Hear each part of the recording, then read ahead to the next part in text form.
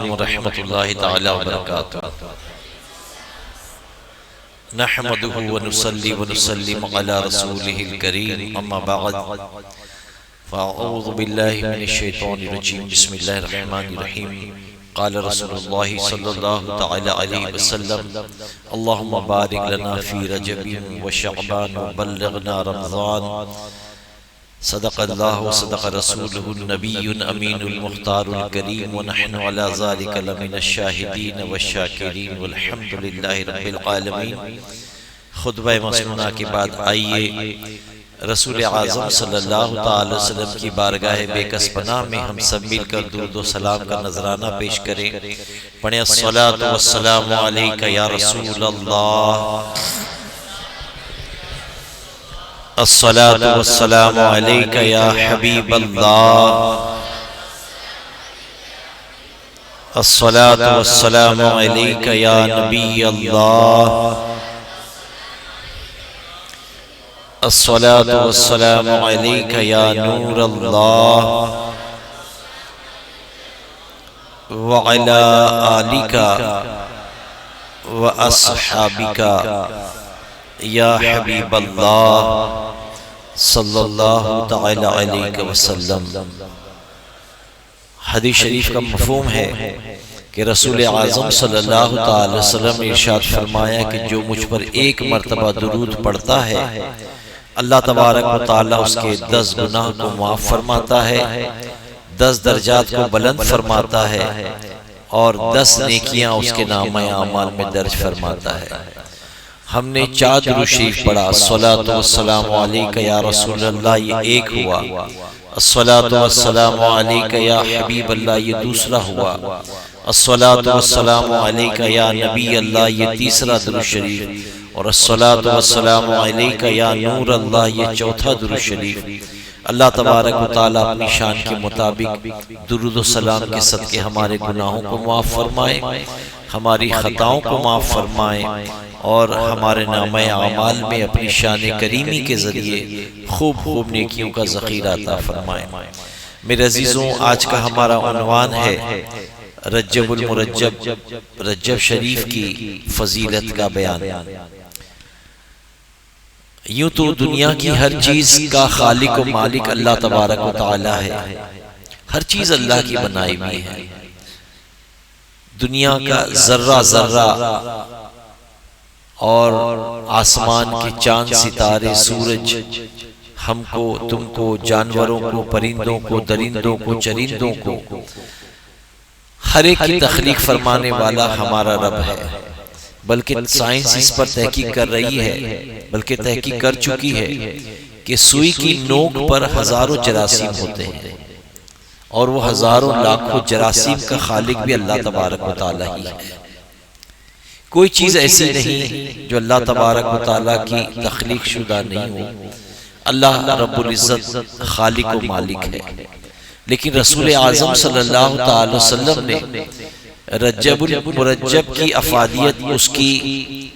فضیلت بتانے کے لیے میرے آقا ارشاد فرماتے ہیں کہ رجب اللہ کا مہینہ ہے، ہر چیز اللہ کی ہے، لیکن بالخصوص رجب کے تعلق سے اللہ کے رسول صلی اللہ علیہ وسلم فرماتے ہیں کہ رجب اللہ کا مہینہ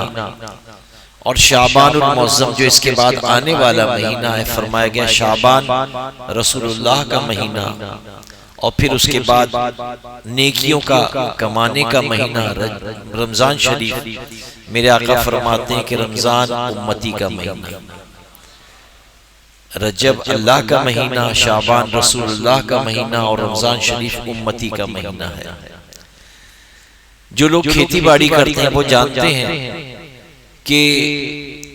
زمین کو ہل چلانے کے بعد پہلے بیج بویا جاتا ہے، بیج ڈالے جاتے ہیں،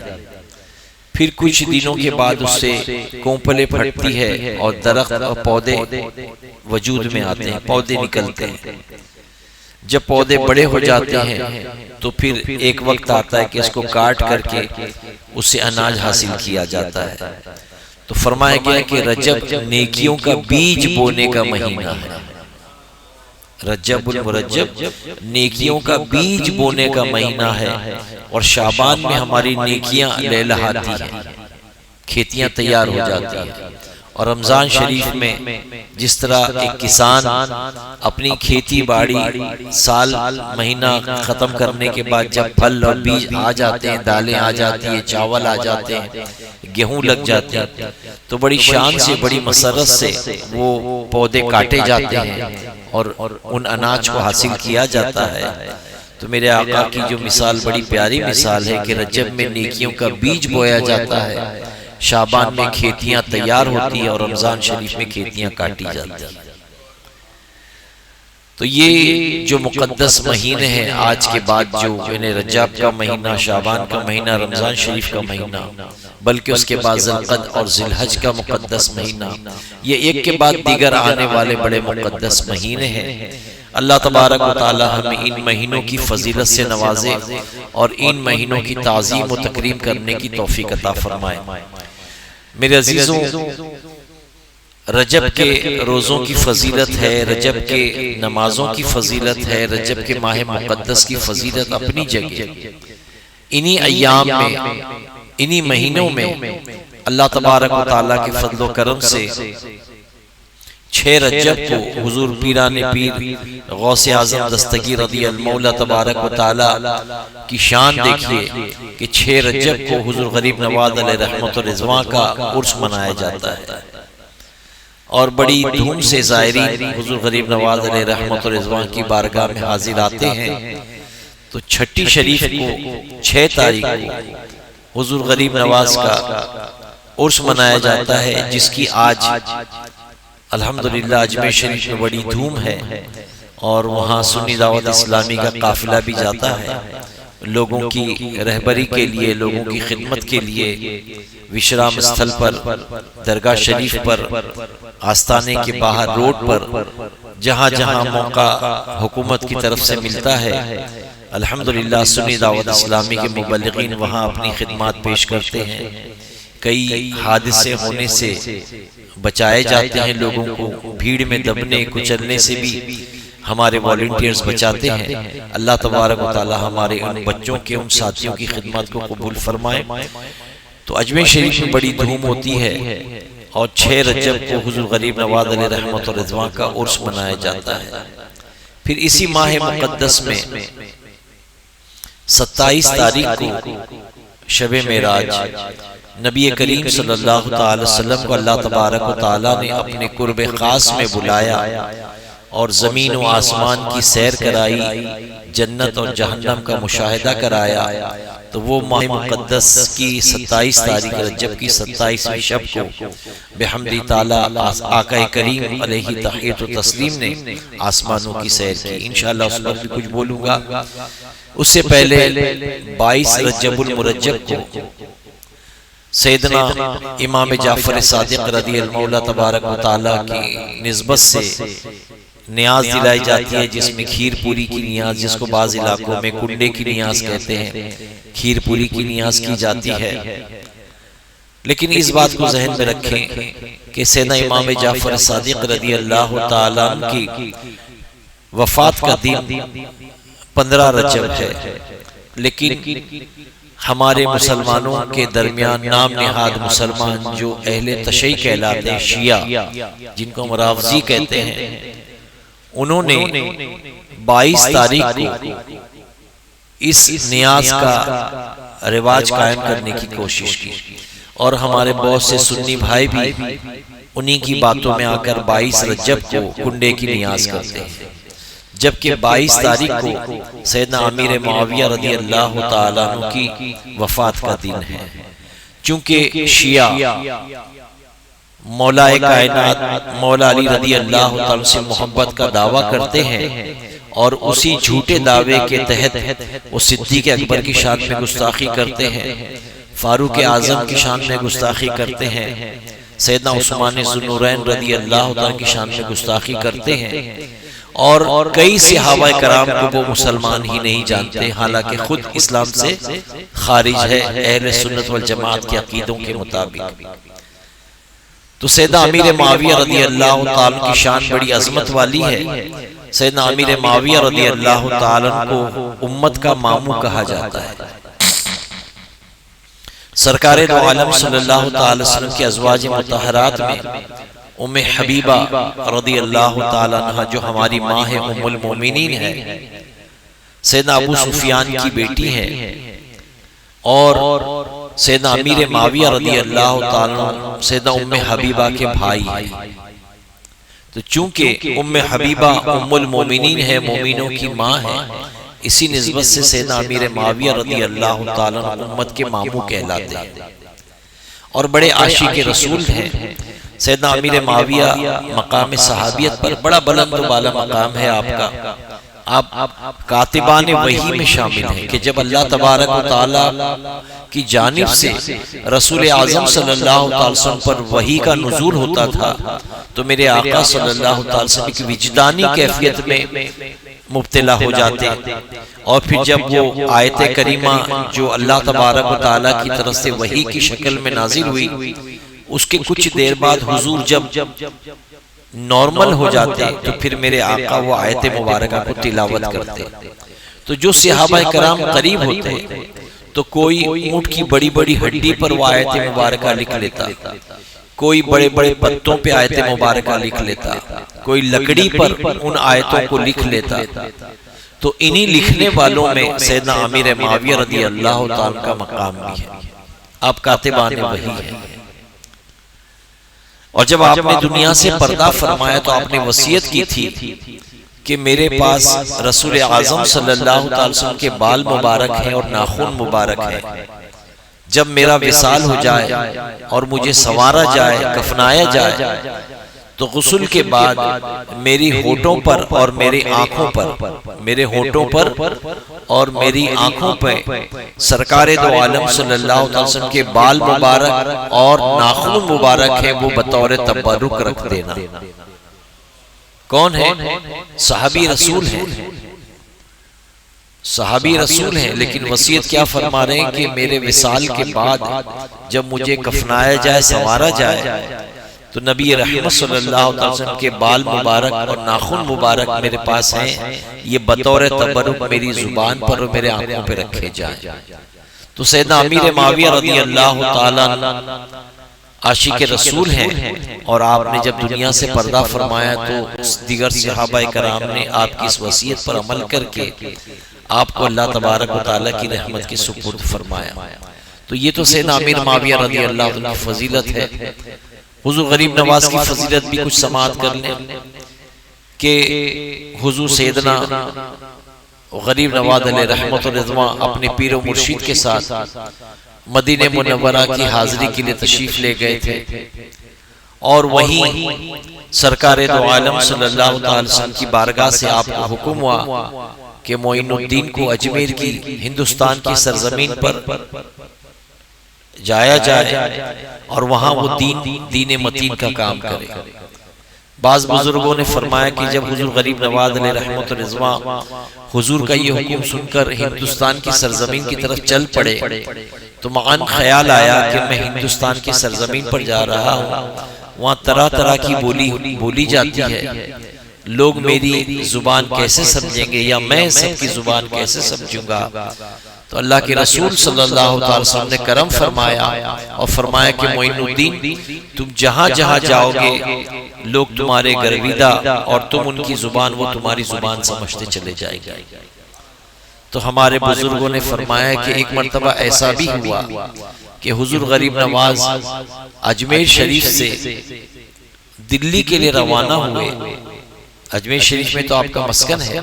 لیکن ایک مرتبہ جب دہلی کے لیے روانہ ہوئے تو فرماتے ہیں آپ اپنے چند مریدوں کے ساتھ دہلی کے لیے نکلے تھے، دہلی جانے کے لیے چند مریدوں کے ساتھ تھے، لیکن لکھنے والے لکھتے ہیں کہ جب حضور غریب نواز اجمیر مقدس سے دہلی کے لیے روانہ ہوئے تو آپ کے ساتھ کچھ لوگ آہستہ آہستہ جڑنے لگے۔ تو یہ جڑنے والوں میں جو قافلے میں جڑنے لگے اس میں دھتیا والے، لٹیا والے اور چٹیا والے تھے۔ دھتیا والے یعنی دھوتی والے، لٹیا والے جو لوٹے والے تھے، اور چٹیا والے جن کی چوٹی تھی۔ کہتے ہیں کہ جب آپ کا قافلہ چلا تو چند لوگوں پر مشتمل تھا، لیکن جیسے جیسے آپ آگے بڑھتے گئے تو دھوتیا والے، لٹیا والے، چٹیا والے سب آپ کے ساتھ ہو گئے، یہاں تک کہ جب آپ دہلی تک پہنچے تو سب کے سب ایمان والے تھے۔ تو 90 لاکھ لوگوں نے آپ کے دست حق پر اسلام قبول کیا۔ تو یہ حضور غریب نواز علیہ رحمت و رضوان ہے کہ جنہوں نے ہندوستان کی سرزمین پر اسلام جیسی عظیم دولت کو اس طرح سے پرچار کیا، اس طرح سے پھیلایا کہ اکثر لوگ انہی کے ذریعے ہندوستان میں مسلمان ہوتے نظر آئے۔ حضور غریب نواز علیہ رحمت و رضوان کے تعلق سے ایک واقعہ مشہور بھی ہے۔ فرماتے ہیں جب مکہ المکرمہ اور مدینہ الرسول سے ہندوستان کی سرزمین پر آئے تو راستے میں آتے ہوئے آپ بغداد شریف بھی پہنچے۔ تو جب بغداد شریف پہنچے تو وہاں حضور سیدنا پیران پیر غوث اعظم دستگیر رضی المولى تبارک و تعالیٰ کی بارگاہ میں بھی پہنچے، اور وہاں آپ نے کچھ دن مجاہدہ کیا، اور سرکار غوث اعظم سرکار بغداد رضی اللہ عنہ کی سرپرستی میں کچھ دن رہے۔ فرماتے ہیں کہ ایک دن حضور غریب نواز غوث اعظم واز فرما رہے ہیں اور دیگر اولیاء کرام سے مسجدیں بھری بھی ہیں۔ غوث اعظم نے واز شروع کیا اور واز کرتے کرتے فرمایا کہ سنو، کل جو فجر کی نماز میرے پیچھے پڑے گا وہ جنتی ہے، اور سنو یہ خبر اگر باہر کوئی بتا دے گا تو وہ جہنمی ہو جائے گا۔ یہ خبر دی کہ جو فجر کی نماز میرے پیچھے پڑے گا وہ جنتی ہے، اور یہ خبر باہر کسی کو پہنچا دے گا وہ جہنمی ہے۔ اب حضور غوث اعظم نے تقریر تو کر لی، رات عشاء کی نماز کے بعد لوگ کھانے سے فارغ ہو کر، اولیاء کرام کی جماعت تھی، غوث اعظم کی بارگاہ میں سب جماعت اپنے اپنی حجرے میں چلے گئے اور عبادت و ریاضت میں مشغول ہو گئے۔ جتنے نمازی تھے یہ سب رات کی عبادت میں مشغول ہو گئے، لیکن حضور غریب نواز کو چین و سکون نہیں تھا، بڑے پریشان تھے۔ اور پریشانی یہ تھی کہ جتنے لوگ رات میں عشاء میں تھے وہی لوگ فجر میں پہنچیں گے اور وہی جنتی ہوں گے، باقی لوگوں کا کیا ہوگا؟ فرماتے ہیں کہ رات کے کچھ حصے میں جب آپ بے قرار ہوئے تو حضور غریب نواز اپنے حجرے سے باہر نکلے اور شہر کے اندر داخل ہوئے، اور رات کی تاریکی میں ہر آدمی کا گھر دروازہ کھٹکھٹایا اور کہا کہ سنو، فجر کی نماز جامع مسجد میں پڑھنا جنتی ہو جاؤ گے۔ پھر دوسرا دروازہ کھٹکھٹاتے، رات بھر آپ نے ہر گھر کا دروازہ کھٹکھٹایا، اور جب صبح ہونے کا وقت آیا تو پھر پلٹ آئے اور بغداد کی جامع مسجد میں آپ نماز کے لیے صف میں شامل ہو گئے۔ جب سیدنا غوث اعظم رضی اللہ تعالیٰ فجر کی نماز کے لیے مسجد میں تشریف لائے تو کیا دیکھتے ہیں کہ پوری مسجد عشاء کی نمازیوں سے زیادہ بھری ہوئی ہے۔ تو جلال میں آ گئے اور فرمایا کہ کس نے کی یہ جسارت، کہ یہ خبر کس نے باہر پہنچائی کہ فجر کی نماز جو میرے پیچھے پڑے گا وہ جنتی؟ کیا وہ یہ نہیں جانتا کہ میں نے آگے یہ بھی کہا تھا کہ جو یہ خبر باہر پہنچائے گا وہ جہنمی ہوگا؟ سب پر خاموشی طاری ہے۔ حضور غریب نواز سر جھکائے جھکائے کھڑے ہوئے اور ادب سے عرض کرتے ہیں کہ حضور یہ کام میں نے کیا، میں نے لوگوں کو اطلاع دی۔ تو غوث اعظم نے فرمایا کہ معین الدین، کیا تم نے یہ نہیں سنا تھا کہ جو یہ خبر باہر پہنچائے گا وہ جہنمی ہوگا؟ تو کتنا پیارا جواب ارشاد فرماتے کہ حضور اگر ایک معین الدین جہنم میں جائے اور حضور کی اتنی امت جنت میں جائے تو معین الدین کو یہ گوارا ہے۔ ایک معین الدین اگر جہنم میں جاتا ہے اور حضور کی اتنی امت جنت میں جاتی ہے تو معین الدین کو یہ گوارا ہے۔ غوث اعظم نے حضور کی یہ سنت ہے کہ حضور نے ہمیشہ امت کی فکر کی ہے۔ رب حبلی امتی کہتے ہوئے پیدا ہوئے، رب نے فرمایا کہ بخشا الصلاۃ والسلام۔ امت کی فکر میرے آقا صلی اللہ علیہ وسلم نے ہمیشہ کی، حتیٰ کہ حضرت قسم رضی اللہ عنہ فرماتے ہیں کہ جب آقا کریم نے پردہ فرمایا اور ہم نے حضور کو قبر کے حوالے کر دیا اور قبر سے جب ایک ایک کر کے سب باہر نکلے تو میں بھی باہر نکلا، لیکن میرا دل چاہا کہ حضور کا دیدار ایک مرتبہ اور کر لوں۔ تو میں قبر میں اتر گیا، میں نے کیا دیکھا کہ حضور کے لبہائے مبارک ہل رہے ہیں۔ میں نے کان لگایا تو حضور فرما رہے تھے رب حبلی امتی، رب حبلی امتی۔ تو سرکار صلی اللہ علیہ وسلم کو ہمیشہ اپنی امت سے محبت رہی، تو اسی سنت پر عمل کرتے ہوئے حضور غریب نواز نے غوث اعظم کی بارگاہ میں یہ کہا کہ ایک معین الدین کے جہنم میں جانے سے اگر حضور کی اتنی امت جنت میں جاتی ہے تو معین الدین کو گوارا ہے۔ سیدنا غوث اعظم رضی اللہ تعالیٰ نے شفقت سے گلے لگایا، پیار کیا، تو گویا یہ عمل تھا سیدنا حضور غریب نواز علیہ رحمت الرضوان کا کہ آپ نے وہ مقام پایا کہ حضور صلی اللہ تعالی وسلم کی امت کا جو درد تھا، جو سنت تھی، وہ آپ لے کر کے ہمیشہ رہے۔ بہرحال حضور غریب نواز علیہ رحمت الرضوان کی ہم تاریخ پڑھتے ہیں اور حضور غریب نواز کے تعلق سے جو کچھ واقعات ہم جانتے ہیں، ہم اپنے بچوں کو اس سے آشنا کرائیں، بتائیں کہ کون ہے حضور غریب نواز۔ غریب نواز وہ ہیں کہ جن کی بدولت ہندوستان میں دین پھیلا ہے، اور آپ نے اپنی کرامت کے ذریعے جے پال جوگی جیسے ایک جادوگر کو اپنے قدموں میں ڈال دیا، اور پھر وہ جے پال جوگی نہیں رہا، بلکہ وہ عبداللہ بن کر مسلمانوں کا ایک ادنا سپاہی بن کے حضور غریب نواز کا ایک اچھا خادم بن کر کے اپنی زندگی گزارتا نظر آ رہا۔ تو یہ تھی حضور غریب نواز علیہ رحمت الرضوان کے تعلق سے کہ ہم نے ان کی چند باتیں جان کر کے اپنے لیے نیکیوں کا ذخیرہ جمع کر لیا۔ اب آئیے، سرکار دو عالم صلی اللہ علیہ وسلم جب معراج کے لیے تشریف لے گئے، آپ نے معراج کے واقعات کو تو بہت سنا ہوگا، آئیے آپ کو ایک دلچسپ واقعہ سناتا ہوں۔ غالباً 90 پارے کی آیت مبارکہ ہے، امتیوں یعدلون بالحق یعدلون۔ اس آیت مبارکہ کے پس منظر میں تفسیر البیان میں فرمایا گیا کہ سرکار دو عالم صلی اللہ علیہ وسلم جب معراج کی شب آسمان کی سیر کر کے پلٹے واپس آنے لگے تو جبرائیل امین سے آپ نے پوچھا کہ جبرائیل وہ امت کہاں پر ہے، وہ موسیٰ علیہ السلام کی امت کہاں ہے، مجھے ان سے ملنے کا اشتیاق ہے۔ تو جبرائیل امین نے سرکار دو عالم صلی اللہ علیہ وسلم کی بارگاہ میں اس کہا کہ یا رسول اللہ وہ تو بہت دور ہے،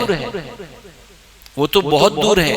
وہاں جانے میں بہت وقت لگے گا، آپ اللہ سے اجازت لو تو ہم وہاں چلتے ہیں۔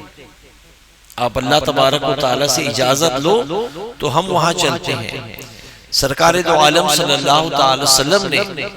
اللہ تبارک و تعالیٰ کی بارگاہ سے اجازت لی اور پھر یہ سفر پر روان ہوئے۔ اب دیکھیں کہ ایک تو سبحان الذی اسرا کہ پاک ہے وہ پروردگار جو لے گیا رات کے کسی حصے میں مسجد حرام سے مسجد اقصی تک، اور مسجد اقصی سے آسمان کی سیر ہو گئی۔ وہاں جبرائیل امین نے یہ نہیں فرمایا کہ وہ تو بہت دور ہے، بلکہ ان لوگوں سے ملنے کے لیے جبرائیل امین عرض کرتے ہیں حضور وہ تو بہت دور ہے۔ بہرحال جب اللہ تبارک و تعالیٰ سے اجازت لے کر یہ دونوں حضرات ایک ایسی آبادی میں پہنچے جہاں لوگ اپنے کام کاج میں مشغول تھے، تو جیسے ہی حضور کو اور جبرائیل امین کو انہوں نے دیکھا تو سب دوڑ کر کے جمع ہو گئے، ملنے کے لیے آ گئے، اور آ کر کے انہوں نے سلام کیا، اور سلام کر کے حضور سے پوچھا کہ آپ کون ہیں اور آپ کے ساتھ کون ہیں، آپ کون ہیں اور آپ کے ساتھ کون ہیں۔ حضور کو تعجب ہوا، اس لیے کہ جبرائیل امین کو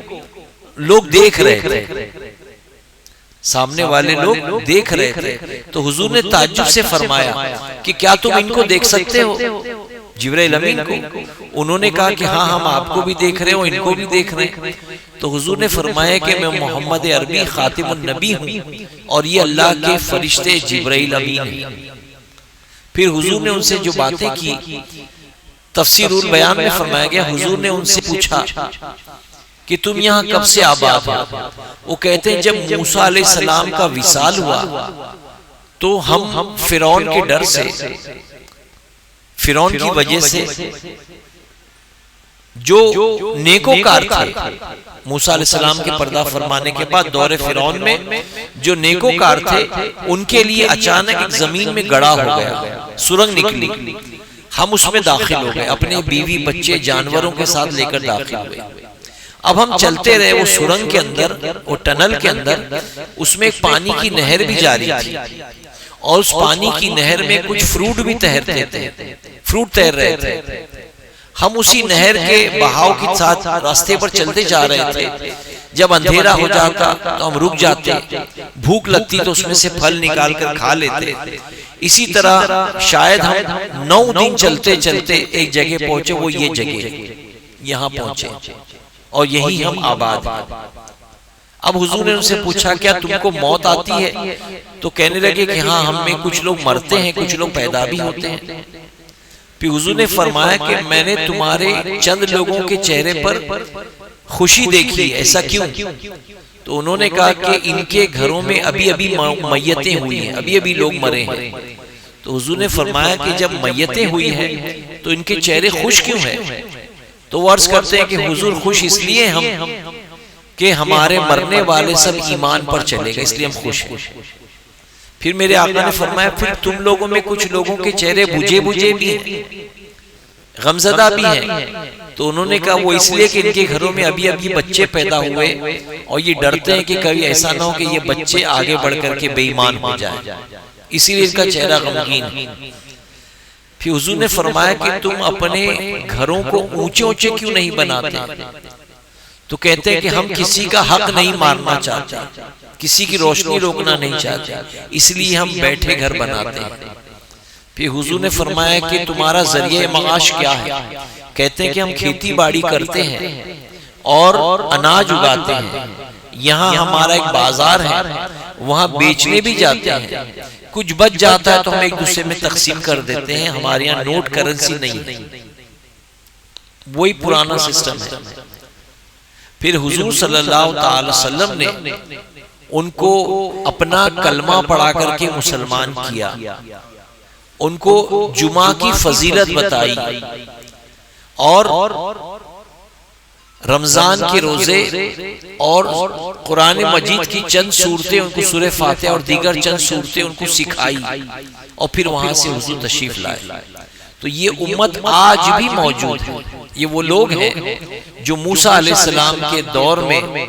ایک جگہ چلے گئے تھے اور وہی ان کی آبادی ہے، آج بھی وہی ہے، اور اللہ کے رسول صلی اللہ علیہ وسلم نے ان سے ملاقات کی۔ سمجھے؟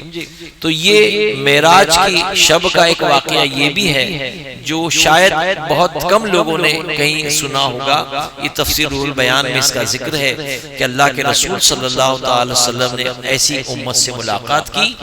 جو امت سرکار سیدنا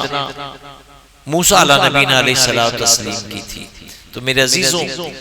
معراج کی شب اللہ تبارک و تعالیٰ کی بارگاہ میں جب رسول اعظم صلی اللہ علیہ وسلم نے حاضری دی، تو پھر جو راز و نیاز کی گفتگو ہوئی، جو بات چیت ہوئی، یہ اللہ ہی بہتر جانتا ہے کیا بات چیت ہوئی، اور اللہ کا رسول بہتر جانتے ہیں کہ کیا اللہ تبارک و تعالیٰ نے عطا فرمایا، اور جو راز و نیاز کی جو گفتگو ہوئی، اور اس کے بعد رسول اعظم صلی اللہ علیہ وسلم اس عالم سے ہماری سرزمین دنیا کی طرف پلٹ آئے، اور جب میرے آقا صلی اللہ علیہ وسلم تشریف لائے تو فرمایا کہ حضور کے دروازے کی کڑی ہل رہی تھی، سرکار صلی اللہ علیہ وسلم کا بستر مبارک ابھی بھی گرم ہی تھا، اور جو وضو کا پانی بہ رہا تھا وہ پانی بہتا ہی رہا۔ اتنی تھوڑے سے حصے میں اللہ کے رسول صلی اللہ علیہ وسلم نے آسمان کی سیر کی، جنت اور جہنم کا مشاہدہ فرمایا۔ اللہ کے رسول صلی اللہ علیہ وسلم نے دیگر انبیاء کرام سے ملاقات کی، پہلے آسمان پر، دوسرے آسمان پر، تیسرے آسمان پر، چوتھے آسمان پر، ساتوں آسمان پر دیگر انبیاء کرام سے ملاقات کرنے کے بعد رسول اعظم صلی اللہ علیہ وسلم اس فرش گیتی پر تشریف لائے۔ تو یہ حضور کا ایک معجزہ ہے جو عظیم معجزہ ہے۔ اللہ تبارک و تعالیٰ اس ذکر خیر کو اپنی بارگاہ میں قبول فرمائے۔ اب اسی ماہ مقدس میں جو ایک مروجہ رسوم ہے کنڈے کی نیاز کی، اس میں ایسی بہت سی باتیں شامل کر دی گئی ہے جو بے اصل ہے۔ جیسے ہم اہل سنت والجماعت والے نظر و نیاز کے قائل ہیں، اب ہم پر لازم نہیں ہے کہ ہم صرف کھیر و پوری ہی بنائیں، آپ چاہیں تو کچھ تیز بھی بنائیں، کچھ تیکھا بھی بنائیں۔ الحمدللہ نظر و نیاز کرنا یہ قرآن و حدیث سے ثابت ہے، اور نیاز کا سامنے رکھنا یہ بھی لازم نہیں ہے، اور نیاز کے لیے کچھ چیز کھانے کی چیز کا ہونا یہ بھی لازم نہیں ہے۔ آپ صرف پانی پر بھی نیاز فاتحہ دلا سکتے ہیں، نمک پر بھی دلا سکتے ہیں، شکر پر بھی دلا سکتے ہیں، مٹھائی پر بھی دلا سکتے ہیں، گوشت پر بھی دلا سکتے ہیں، مچھلی پر بھی دلا سکتے ہیں، کوئی چیز نہیں، ہر وہ حلال چیز جو شریعت نے حلال کی ہے اس پر نظر و نیاز کا اہتمام کر سکتے ہیں، نظر دلائی جا سکتی ہے۔ ہمارے ہندوستان کے بعض علاقوں میں طرح طرح سے باتیں مشہور ہیں۔ یو پی کے علاقوں میں مشہور ہے کہ غوث اعظم کی نیاز صرف بکرے کے گوشت پہ ہوگی، کسی اور گوشت پہ نہیں ہوگی۔ کسی علاقے میں مشہور ہے کہ مچھلی پر فاتحہ ہو ہی نہیں سکتی۔ کسی علاقے میں مشہور ہے کہ جس کے گھر میں کنڈے کی نیاز ہے اس کے گھر میں گوشت مچھلی کھا کر بھی نہیں جا سکتا۔ اس کے ساتھ کھانا تو دور کی بات ہے، گوشت مچھلی اپنے گھر پہ کھا کر کے ان کے یہاں نہیں جا سکتا۔ تو یہ بالکل فضول بات ہے، بالکل بے اصل بات ہے۔ مجھے غصہ آتا ہے کہ میری ابھی آج کل جو کاروبار کر رہا ہوں اس میں مٹھائی کی دکان ہے۔ مٹھائی کی دکان میں مارچ کے مہینے میں ایک دن ایسا ہوا کہ صبح سے شام تک جتنی کالی مٹھائی تھی سب ختم ہو گئی، جتنی یعنی کھجور ہے، گلاب جامن ہے، برفی ہے، جس کے اوپر کالے کالے تھے وہ سب ختم ہو گئے۔ اب شام تک سمجھ میں نہیں آیا کہ کیا بات ہے، صبح سے شام تک لاکھ سوا لاکھ روپے کی صرف کالی مٹھائی خرچ ہوگی، ختم ہو گئی، کیا بات ہے۔ شام ہوتے ہوتے پتا چلا کہ جو شیعہ تھے انہوں نے آ کر کچھ عورتوں نے بتایا کہ اصل میں ہمارے یہاں مارچ کے دنوں میں ایران میں ایک مذہب جو زرتشت تھے، مجوسی تھے، انہی سے وہ کنورٹ ہو کے مسلمان ہوئے تھے۔ آگ کے پجاری تھے، مجوسی تھے، وہ مذہب چھوڑ کر کے مسلمان ہوئے تھے، لیکن مسلمان ہونے کے بعد بھی ان کے اپنے مذہب کی رسومات پر عمل کرتے تھے، تو وہ رسم آج تک ہے۔ تو کہتے ہیں کہ ایران میں نوروز کا ایک، جیسے اپنے یہاں جنوری، فروری، مارچ یہ عیسوی کیلنڈر ہے، اور ہمارا محرم، صفر، ربیع الاول، ربیع الاخر یہ ہمارا ہجری کیلنڈر ہے، مسلمانوں کا کیلنڈر ہے۔ تو وہاں پارسیوں کا، پرشین کا جو کیلنڈر تھا وہ نوروز کی فاتحہ ہوتی ہے، نوروز کا دن ہوتا ہے جس میں بادشاہ اور ہر لوگ مل کر کے سیلیبریٹ کرتے ہیں، جشن مناتے ہیں نوروز کا۔ تو وہ نوروز کی فاتحہ ہندوستان میں بھی بعض شیعہ گھروں میں دلاتے ہیں، اور اس کے ہونے سے 2 دن 3 دن پہلے ان کے یہاں کچھ فال کھلتا ہے، اور فال میں وہ نیاز کا کلر آتا ہے کہ یہ دن جو ہے نوروز کی فاتحہ ہوگی، اس میں کالے کلر کی مٹھائی،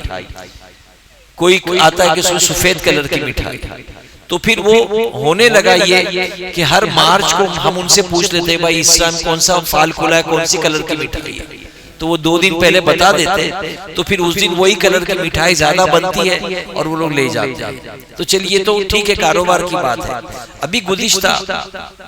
گزشتہ مہینے 22 جمادی الاخر سیدنا صدیق اکبر رضی اللہ تعالیٰ کی وصال کا دن تھا۔ اب اس دن بھی صبح سے شام تک ایک خاص کلر کی مٹھائی چلی جا رہی ہے، ہرے کلر کی۔ اب دوپہر ہونے پر جب میں نے دکان پہ معلوم کیا تو کسی خاتون نے مجھے کہا کہ آج جو ہے سیدنا امام حسن کا دسترخوان ہے، تو ہم لوگ ہری مٹھائی لیتے ہیں۔ تو ہری مٹھائی بھی ختم ہو گئی، ہری چاکلیٹس وغیرہ جو تھی وہ سب ختم ہو گئی۔ تو شام ہوتے ہوتے احساس ہوا کہ آج جتنی ہری مٹھائی تھی وہ سب یہ خرید کر لے گئے، فاتحہ دلا دیا۔ تو جب میں نے پوچھا تو کہنے لگے امام حسن کا دسترخوان ہے۔ تو ذہن میں نہیں آیا، لیکن کچھ دیر بعد میری بتی جلی کہ آج سیدنا صدیق اکبر رضی اللہ عنہ کے وصال کا دن ہے، تو یہ کمینے، یہ بدبخت، یہ شیطان صدیق اکبر کے وصال کو خوشی منانے کی غرض سے دسترخوان کو سجاتے ہیں اور دسترخوان کے نام سے وہ اچھے اچھے پکوان بناتے ہیں۔ مقصد کیا ہے؟ مقصد امام حسن کے دسترخوان کی نہیں ہے، مقصد بدماشوں کی بدعقیدگی ہے، سیدنا صدیق اکبر کی شہادت کے دن کو وہ سیلیبریٹ کرتے ہیں، ان کے دن کو وہ منا رہے ہیں۔ تو اسی طریقے سے یہ جو کنڈے کی نیاز ہے، یہ بھی ہمارے اہل سنت والجماعت کے اندر جو آئی ہے، یہ زیادہ تر اہل تشیع کی طرف سے آئی ہے، اور ان کی بیہودہ رسمیں ہمارے گھروں میں آہستہ آہستہ داخل ہو گئی، جس میں یہ ہے کہ ناپاک عورت روٹی پوری بنا نہیں سکتی، یہ بھی غلط ہے، بنا سکتی ہے۔ ناپاک عورت یا ناپاک آدمی کھا نہیں سکتا، یہ بھی غلط ہے۔ بے وضو ہو، جس میں غسل جنابت ہے، ناپاک ہے، وہ بھی کھیر پوری کھا سکتا ہے، کوئی منع نہیں ہے، ٹھیک ہے۔ روٹیاں بیلنی ہے، کھیر پوری کے لیے رات میں روٹیاں عورتیں بیلتی ہے تو روٹی بھی بیل جا سکتی، کوئی منع نہیں ہے۔ پھر یہ کہ چھپ کر کھایا جائے، گھر سے باہر نہیں نکالا جائے، یہ بھی بے اصل ہے۔ نظر و نیاز اگر آپ نے کی ہے تو آپ اپنے عزیزوں کو، رشتہ داروں کو، بیماروں تک پہنچائیں، اس نیت سے پہنچائیں کہ یہ نیاز ہے، انشاءاللہ بیمار کھائے گا تو اللہ تعالیٰ اس کو شفا عطا فرمائے گا۔ تو کنڈے کی نیاز کے لیے لوگ وہ مشہور ہے کہ وہ گھر کے باہر نہیں نکالتے، یہ بھی اہل تشیع کی طرف سے آیا ہے۔ ہم اپنے بزرگوں کی نظر و نیاز جو دلائیں تو سب کو کھلائیں، کوئی ممانعت نہیں۔ ایک اچھی بات یہ ہے کہ کنڈے کی نیاز مٹی کے کنڈے میں دلائی جاتی ہے، مٹی کے برتن میں، ٹھیک ہے۔ مٹی کے برتن کے تعلق سے حدیث شریف میں فرمایا گیا کہ جس گھر میں مٹی کے برتن کھانے میں استعمال میں رہتے ہیں تو اللہ کے فرشتے اس گھر کی زیارت کے لیے آتے ہیں۔ تو اس نیت سے ہم سال بھر مٹی کے برتن میں گھر میں کھانا کھائیں، پکائیں، اور آج کل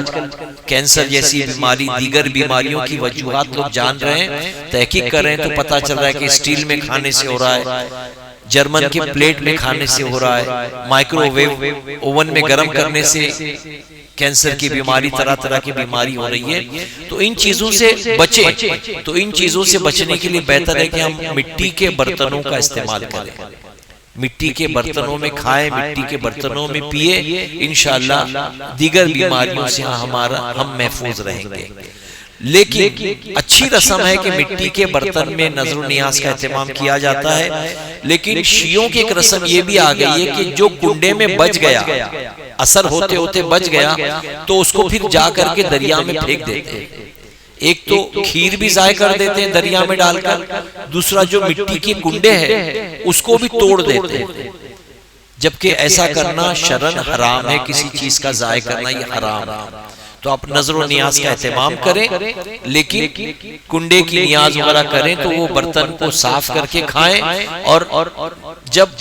ختم ہو جائے کھیر پوری تو جو گملہ رہ گیا ہے جس میں کنڈے کی نیاز کی جاتی ہے اس میں پودا لگا دیں، مٹی ڈال کر بعد میں دھو کر کے پودا لگا دیں۔ ایک سنت پر ایک عمل ہمارا ہوگا، میرے آقا نے ارشاد فرمایا کہ تم مرو تو کوشش کرو کم سے کم ایک درخت لگا کر مرو، ایک درخت اپنی زندگی میں لگاؤ۔ آج تو دیکھو لوگوں نے بڑی بڑی کنٹری کے بڑے بڑے لوگوں نے مل کر کے کروڑوں ڈالر خرچ کر کے میٹنگ کی، اور گلوبل انوائرمنٹ کے لیے جو ہے لوگوں نے بڑی بڑی میٹنگ کرنے کے بعد کیا کیا، کس نتیجے پہ پہنچے کہ پلانٹیشن کرو، زیادہ سے زیادہ درخت لگاؤ۔ تو یہ تو آج 1400 سال کی بات کی تحقیق ہے گلوبل وارمنگ کی، لیکن میرے آقا نے 1400 سال پہلے فرمایا کہ ہو سکے تو ایک درخت لگا کر کے مرو۔ درخت جب بڑا ہوگا اس کے اوپر پرندے گھور بنائیں گے، گھونسلہ بنائیں گے، تو جتنے پرندے اس پر رہیں گے اس کا اجر ہم کو مرنے کے بعد قبر میں ملتا رہے گا۔ پھر اس کے سائے میں جو لوگ سوئیں گے، بیٹھیں گے، سفر کریں گے، اس کا بھی ہم کو اجر ملتا رہے گا۔ تو اپنی زندگی میں درخت لگاؤ، پودے لگاؤ، تو جس دن کھیر پوری کی نیاز ختم ہو جائے اس میں گملے میں پودا لگا دیں تاکہ اس سنت پر ہمارا عمل ہو جائے انشاءاللہ۔ تو یہ چند بیانات، چند باتیں تھیں جو اس ماہ مقدس میں ہونے والی ہے، میں نے آپ کے گوش گزار کیے۔ اللہ تبارک و تعالی ان تمام چیزوں پر ہمیں عمل کرنے کی توفیق عطا فرمائے، اور شریعت مطہرہ نے جو قانون بنائے ہیں اللہ تبارک و تعالی مرتے دم تک ہمیں اس پر عمل پیرا ہونے کی توفیق عطا فرمائے۔ وما علینا الا البلاغ۔ السلام علیکم ورحمۃ اللہ تعالی وبرکاتہ۔ جی کوئی سوال اس کے تعلق سے؟ جی جی جی